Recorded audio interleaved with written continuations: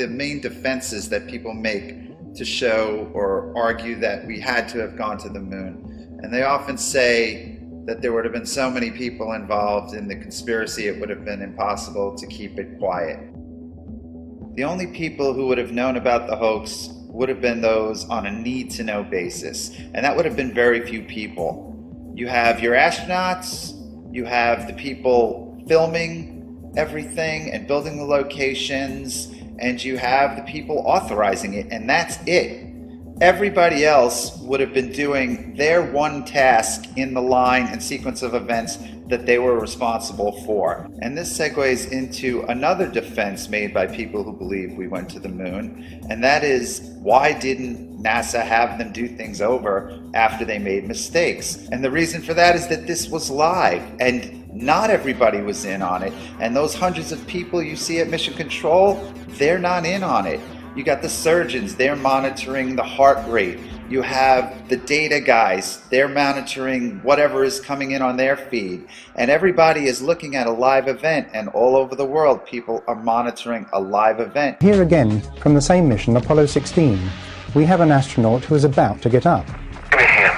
Okay, here we go. Let me give you a hand, he says. There goes bag. There goes another bag. Coming. Look at it again. The astronaut is getting up with the wire taking the weight, relieving him of 5/6 of the Earth's gravity. A magic trick? No, just the help of a wireman.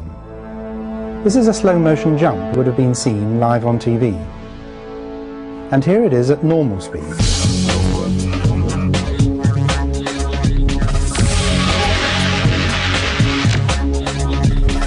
The well-rehearsed, pre-recorded material was apparently slowed down by 50% when we saw it on TV. Good morning, NASA headquarters. How may I direct your call? I'm inquiring about moonstones, because I've heard something about moonstones. No, we don't have moonstones, sir. So no astronauts brought any stones back to Earth from the moon? No, we've never had any. 308,000 this moon rock was valued.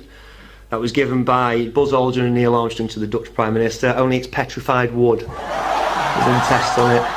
Oh, we'll keep it as a curiosity. But yeah, we brought this rock from the moon. Not from the moon at all. The moon is mysterious. You know, we only see one side of it. We never see the other side. It never moves, not even 1/2 of a degree. From thousands of years, it's the exact same side. It doesn't spin. For the last 10 years, the moon never made sense to me. I'm like, huh? Because then when you pay attention to it, you're like, okay. Also, they're saying they're measuring the light of the moon, the temperature, and the sun obviously is warmer in the light than it is in the shade. You can, sound won't travel in a vacuum, so there you are outside, and you could be hitting something, no sound at all. In space, since there's no atmosphere, there's no air, if you bang on something when you're doing your spacewalk, you will not be able to hear that.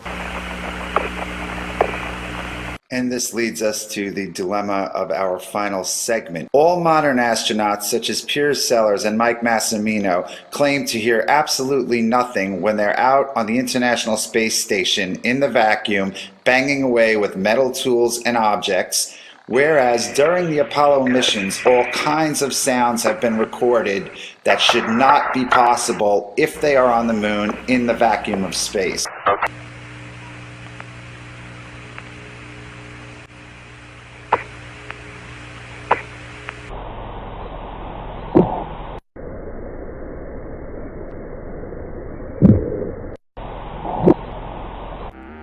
So what you just saw appears to be a smoking gun.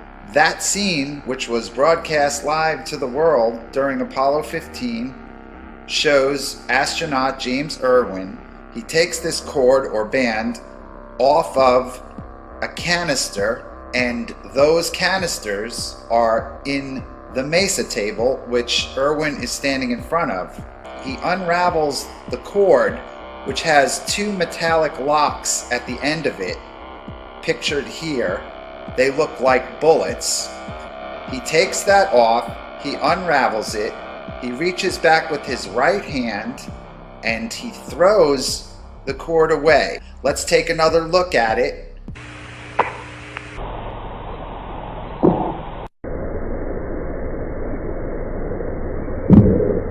So the argument has been made for the hammering that the sound is coming through the glove and it's miraculously getting into the microphones. But we don't have to deal with that argument because James Irwin releases the object and it hits the ship and he's not touching it, and that sound is picked up by the microphone inside the astronaut's helmet. And you can always tell that that's the microphone in play because you will always hear the sound of the suit air supply system in the background whenever the astronaut is transmitting, and you will hear this sound remain on for a split second after the astronaut stops transmitting. Yeah, you better believe it.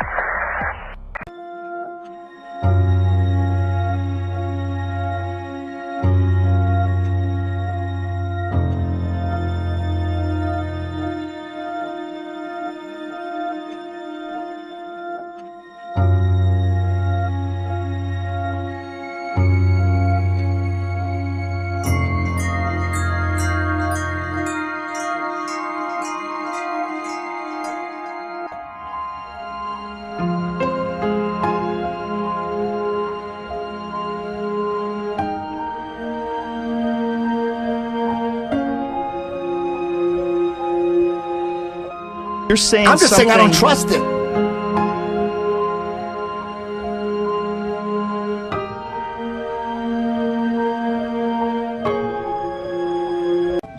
There are great ideas undiscovered, breakthroughs available to those who can remove one of truth's protective layers.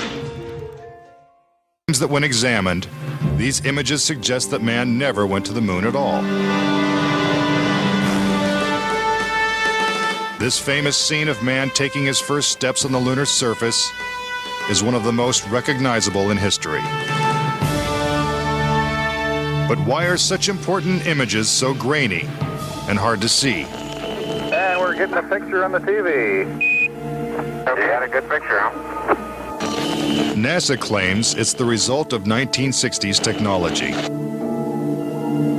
NASA orchestrated the hoax in a very unique way through television. They had one picture which they completely controlled, black and white, grainy, that convinced everybody we were on the moon. We had no reason to doubt it. They had complete reins over the pictures, over the sound. I mean, sad to say, it was easier than people believe. Evidence suggesting that these images were staged. It's absolutely unreal.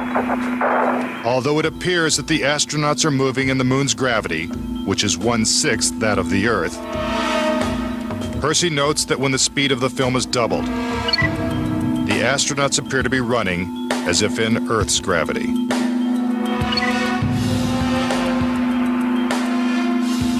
Also, when the footage of the lunar rover is doubled in speed, it looks as if it's driving here on Earth.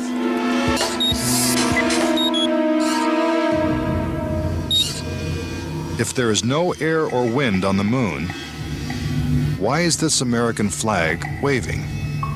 The fact that the flag flaps on the moon where there's no atmosphere means that there must have been a little blast of wind out in Area 51 where they shot this.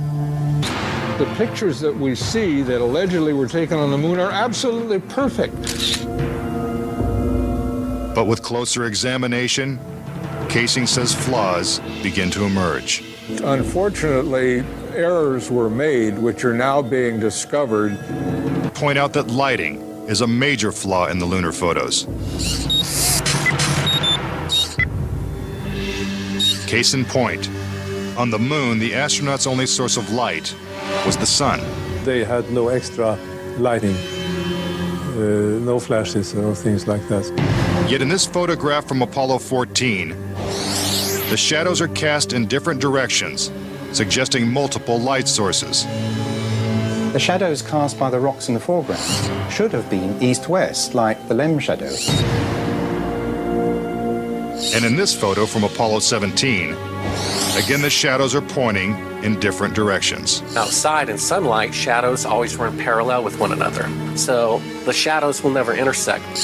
Conspiracy theorists say it's not just the shadows that indicate the use of additional lights, but what has been photographed in the shadows.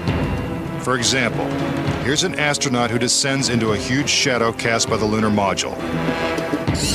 Yet his entire body is still visible. How is it that he is not shrouded in darkness? Here's the same maneuver from another Apollo mission. Again, the astronaut is brightly lit in what is obviously dark shadow. And in this picture, the sun is directly behind the astronaut. His figure should be a silhouette. Yet even the smallest characteristics of his suit are recognizable. It seems like he's standing in the spotlight. And I can't explain that. That escapes me. Why? And finally, in this picture with the sun behind the lunar module, the front of the craft is clearly visible. The words United States are crisp and clear. How could these backlit pictures be so detailed? It's because there's more than one light source, which means they're not on the moon. But NASA simply dismisses these arguments. But the questions continue. Why do some of these images shot at different times and different places appear to have identical backgrounds? These two photos seem to have the same mountain backdrop, yet the lunar module is only present in one of them. Seemingly impossible, since the LEM never moved and its base remained even after the mission.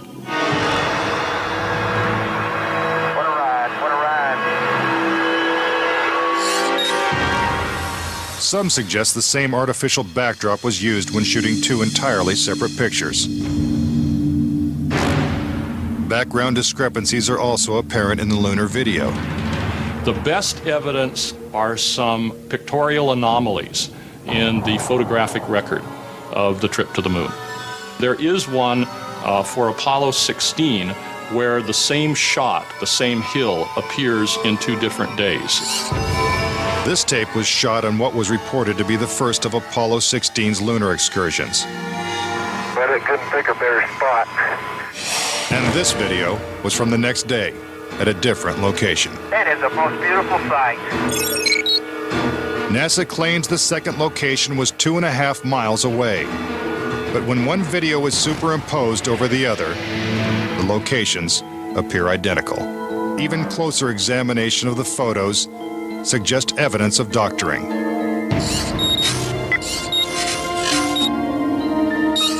For reference, crosshairs were permanently etched into the lunar cameras, so they would have to appear on top of every image. But in this photo, a crosshair is behind a part of the lunar rover. This situation is impossible and has to be the result of technical manipulation and doctoring of the image. And in this photo from Apollo 11, the equipment in the foreground is covering the crosshair, not behind it. And in another from Apollo 12, the American flag is covering one crosshair and the astronaut is covering the other. When presented with these questionable photos and videos, It's absolutely unreal. that Apollo was a hoax. When I looked at all the pictures and all the footage, I'm absolutely convinced, I bet my life on it, that we didn't go to the moon. I know for a fact that we didn't.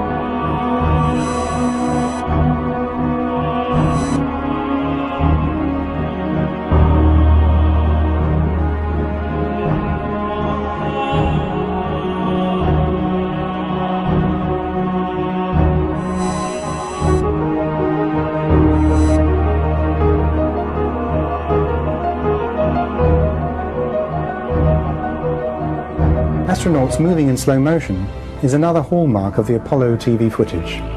There is no evidence at all of any astronaut making a leap or a jump anywhere near a height commensurate with 1/6G possibilities. But if they were actually simulating EVAs on Earth, they would then need help with their bulky heavyweight suits and backpacks in order to achieve the visual effect of moving around easily in lunar gravity. So enter wire supports. This is a tried and tested way of relieving weight from performers, or even flying an actor. Of course, confirmation that wires were used is in the detail. Here in this Apollo 14 footage, you can see a ping, a momentary glint.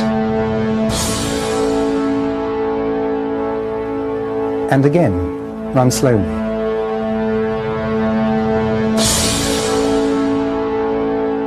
And once more. There are other examples too. This one is from Apollo 17 during the flag scene.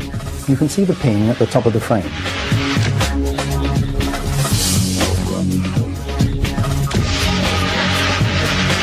In this footage from Apollo 16, we have telltale evidence of a slightly floating or dangling effect at the jump salute location. It's as if the weight is being taken off the astronaut's feet just a second or so too soon. Compare that sequence with an obvious rehearsal rig. The dangling effect is very evident.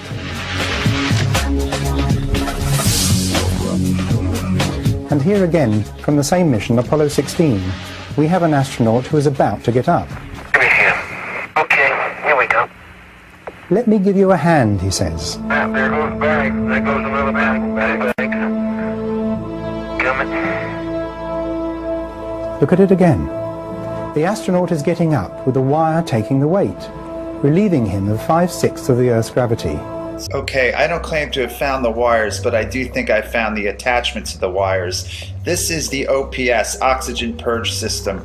The arrows are pointing at those little bars there. Those bars were originally designed to carry a bag on them, but the only mission they actually used the bag was Apollo 12. And here you can see the strap from the bag attaches to the top of the backpack on that bar. And even though they didn't use that bar for anything else on later missions, the bar remained part of the equipment.